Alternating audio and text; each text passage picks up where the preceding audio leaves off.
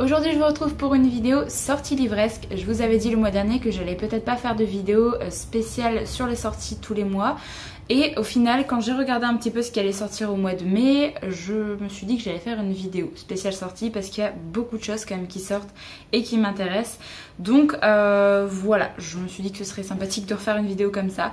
Alors, je vais commencer tout de suite parce qu'il y a pas mal de romans à vous présenter. Je vais commencer le 5 mai, il y a Récursion de Blake Rouge qui va enfin sortir. C'est un titre qui devait sortir l'année dernière et avec le confinement et Covid, tout ça, ça a été repoussé de quasiment un an. Donc là, normalement, je croise les doigts, ça sort bien au mois de mai et c'est un titre qui me tente énormément parce que j'ai vraiment adoré ce qu'a pu proposer l'auteur dans Dark Matter. Là, on est dans un thriller science-fiction, pareil que le premier titre que j'ai lu de lui, où apparemment on va tourner autour de la thématique du souvenir, où il y a une sorte de maladie qui donne aux gens des souvenirs d'une vie qu'ils n'ont jamais vécue. Et du coup, ces personnes pensent qu'ils ont perdu quelqu'un de très cher ou quoi que ce soit, alors qu'en fait, il n'existait juste pas. Et apparemment, il y a une scientifique qui développe une technologie afin de préserver les souvenirs les plus intenses, comme par exemple la naissance d'un enfant ou le dernier moment que vous allez passer avec un être cher qui est décédé. Et dans tout ça, on va suivre un enquêteur qui va vouloir découvrir un petit peu ce qui se passe, parce que suite à cette maladie, il y a pas mal de gens qui ne supportent pas d'avoir eu des souvenirs qu'ils ne comprennent pas, et en fait ils passent souvent à la case suicide. Donc il va essayer de découvrir un petit peu tout ce qui se passe. C'est un one shot et je sais pas, le pitch me donne très envie et c'est... Je sais pas, depuis que j'ai lu Dark Matter et que j'ai eu vraiment un gros coup de cœur pour ce titre, j'ai envie de découvrir un petit peu tout ce que peut proposer l'auteur. On reste toujours au 5 mai et là il y a Sauter des gratte-ciel de Julia von Lucadou. On est dans un futur proche où apparemment on est dans une mégalopole hyper connectée où tout est filmé, liké et commenté en direct. Et on est dans une société qui prône l'optimisation du corps et de l'esprit. On va nous suivre des jeunes qui sautent en fly suite, je ne sais pas ce que c'est, du haut des gratte-ciel en se rattrapant à la dernière seconde, et forcément ce sont des personnes qui sont adulées par les autres.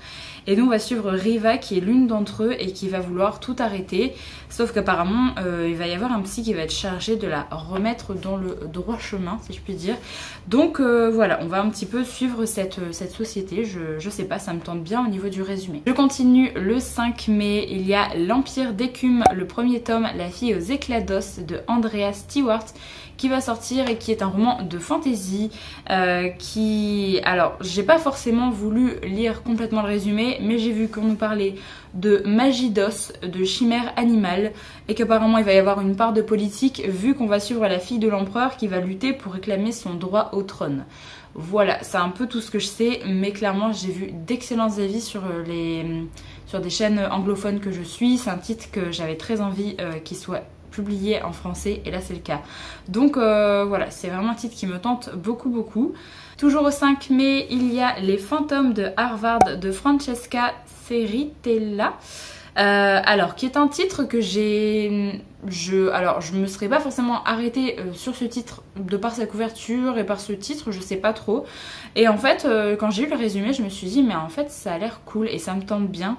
On va suivre Cadence qui va être acceptée à Harvard et qui va... Apparemment, Harvard, c'est un lieu un petit peu compliqué pour elle puisque c'est là-bas que son frère a mis fin à ses jours l'année précédente après avoir développé une sorte de schizophrénie. Elle va apparemment trouver un cahier qui appartenait à son frère et qui est rempli de gribouillages obscurs. Il était apparemment devenu paranoïaque et en proie aux hallucinations les quelques mois avant son suicide. Et du coup, Cadence va elle-même commencer à entendre des voix. Voilà, franchement le résumé me tente beaucoup. Je sais pas si ça va vraiment être une histoire de schizophrénie, un peu de folie, ou alors est-ce qu'il y a vraiment quelque chose de surnaturel qui va popper. Je sais pas trop, mais le pitch, je sais pas, il m'intrigue beaucoup. Toujours le 5 mai, il y a le 11e tome de La Roue du Temps qui va sortir en grand format, qui s'appelle donc Le Poignard des rêves de Robert Jordan, oui. Donc une sortie grand format, donc moi pour l'instant j'en suis encore très loin et moi je lis les poches de toute façon, mais je me suis dit que ça pouvait intéresser des personnes qui lisent cette saga en grand format, qui attendent depuis très longtemps la fin de cette saga. Donc voilà, le tome 11, et je crois qu'il est fait quasiment 900 pages, ou plus de 900 pages je crois en grand format, il est quand même assez balèze. Donc voilà pour toutes les sorties du 5 mai, on va passer maintenant au 6, où là j'ai noté un seul titre que j'attendais de voir paraître avant de commencer cette duologie. C'est le deuxième tome du Faiseur de rêves de Laini Taylor qui va sortir en poche. Je voulais commencer cette saga parce que c'est un titre, enfin c'est une saga qui me tentait bien depuis sa sortie grand format chez Lumen. Et en fait je sais pas, je voulais me le prendre en poche parce que voilà, j'avais pas forcément envie de me le prendre en grand format. Mais vu que des fois il y a des poches qui commencent à sortir, la fin de la saga n'est jamais parue en poche, j'attendais la sortie du tome 2. Et là vu que le tome 2 vient de paraître et que c'est une duologie, je me suis dit que voilà, j'allais pouvoir enfin tenter le premier tome.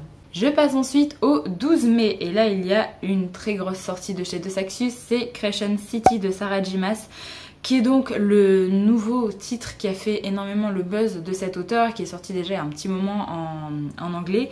Je pense qu'on est dans du fantastique plus que de la fantasy. On va suivre Brice, je sais pas trop si on prononce comme ça, qui est apparemment mi-faée et mi-humaine. J'ai vu qu'il y allait avoir pas mal de meurtres qui vont venir ébranler un petit peu la vie de Brice. Et apparemment on va suivre Hunt, qui est un ange déchu et qui va se voir assigner une mission, celle de protéger Brice justement. J'en sais pas plus, je sais qu'ils vont faire un petit peu une alliance pour essayer de voir un petit peu ce qui se passe dans cette ville et dans les meurtres et tout qui viennent d'être commis. J'en sais pas plus, j'ai pas envie de lire le résumé, il est quand même assez gros dans celui qu'a partagé Desaxus, mais si vous souhaitez le lire, n'hésitez pas à aller sur leur page Insta parce que du coup ils ont partagé la photo avec le résumé officiel, tout ça. Donc voilà, moi je pense que je découvrirai ce titre parce que Sarah J. Maas c'est une auteure que j'adore et que bah, du coup j'ai envie de lire un petit peu tout ce qu'elle peut faire, même si c'est du fantastique et que c'est pas forcément quelque chose que je lis énormément. Je fais quand même confiance à cette auteure, c'est une des rares auteurs où je peux lire de la fantasy ou du fantastique où il y a une part de romance sans que ça m'énerve trop.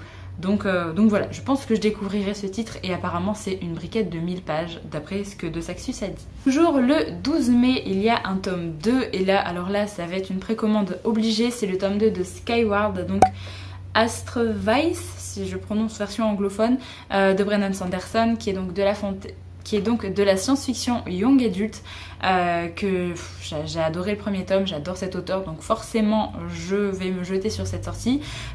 Pour les tomes 2, si jamais j'ai lu le premier tome, je vous mettrai dans petit i le lien vers la vidéo où je fais un update en fait de mon avis du premier tome. Si jamais ça vous intéresse, il y aura un résumé également du premier tome. Là j'évite d'en faire pour les tomes 2 parce que sinon la vidéo allait durer 15 plombes.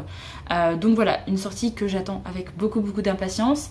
Je trouve personnellement que la couverture du tome 2 spoil le tome 1, donc je trouve ça super dommage parce que en fait ça spoil oui et non, parce que du coup moi j'avais imaginé plein de trucs pendant ma lecture du premier tome et je pense que si on voit la couverture du tome 2 sans avoir terminé le premier tome, ça limite les possibilités pour la fin du premier tome. Enfin bref, du coup je trouve que ça spoil quand même et je trouve ça assez dommage.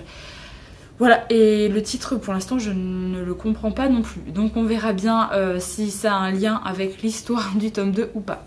Et toujours à la même date, il y a une sortie poche qui est La Filasse d'argent de Naomi Novik, qui est un titre que j'avais très envie de lire. Son premier titre qui est paru en poche, j'aimerais bien le lire aussi un moment, mais c'est vrai que des deux, c'est vraiment celui-là qui me tentait le plus.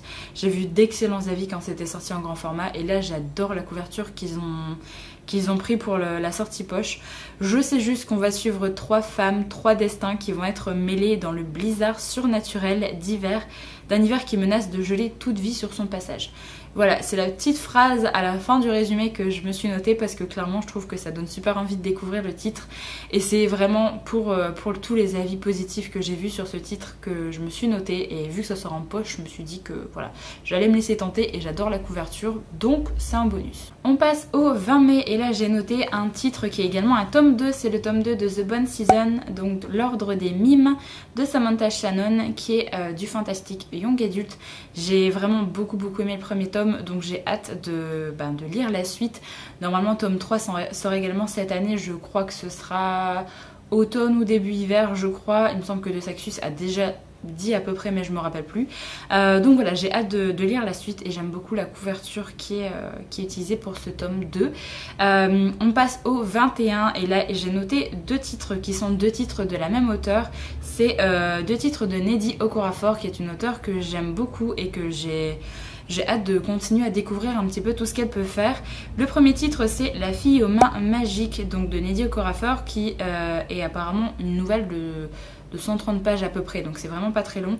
On va suivre Chidera qui est une jeune fille qui va rencontrer des esprits dans la forêt qui vont lui tracer un tatouage sur sa main et lui transmettre leur art qui est Uli. Voilà. Et apparemment la magie des dessins de Chidera va métamorphoser la tristesse en joie. J'ai vu que c'était un peu une ode à la bienveillance, tout ça, donc j'ai plutôt hâte de voir ce que ça peut donner. Par contre, pour l'instant, je vous avoue, je suis assez étonnée du prix qui est affiché pour ce livre-là, vu qu'il fait que 130 pages. Donc voilà, j'espère que le prix va baisser un peu parce que je trouve ça vraiment très cher. Et le tome 2 de Binti va également sortir le 21 mai, du coup qui est plus de la science-fiction young adulte. J'avais vraiment bien aimé le premier tome également. C'est en fait Binti, c'est vraiment des nouvelles qui s'enchaînent et où on suit le même personnage.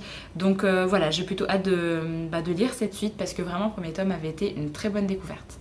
Et enfin le dernier titre que j'ai à vous présenter dans cette vidéo, ça sort le 26 mai et c'est un tome 2 également, là d'une saga que j'ai pas encore commencé parce que je sais pas, ça me tentait pas plus que ça, mais en même temps j'aime beaucoup l'auteur et du coup je pense que je tenterai quand même de lire le premier tome. C'est King of Scars, le tome 2, Le règne des loups de Leigh Bardugo.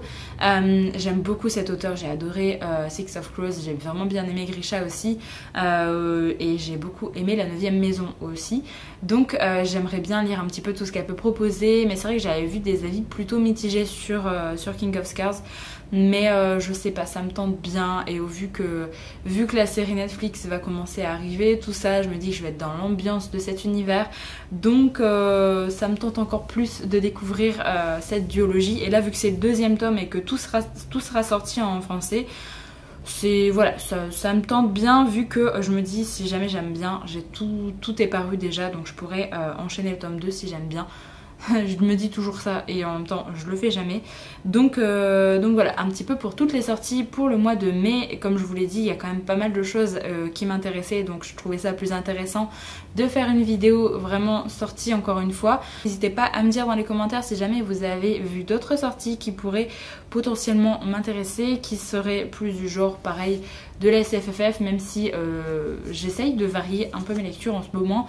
Donc voilà, n'hésitez pas à me mettre un petit peu ce que vous avez trouvé en sortie pour le mois de mai. J'espère du coup que la vidéo vous a plu. Moi je vous retrouve très bientôt pour une prochaine, donc en attendant, prenez soin de vous.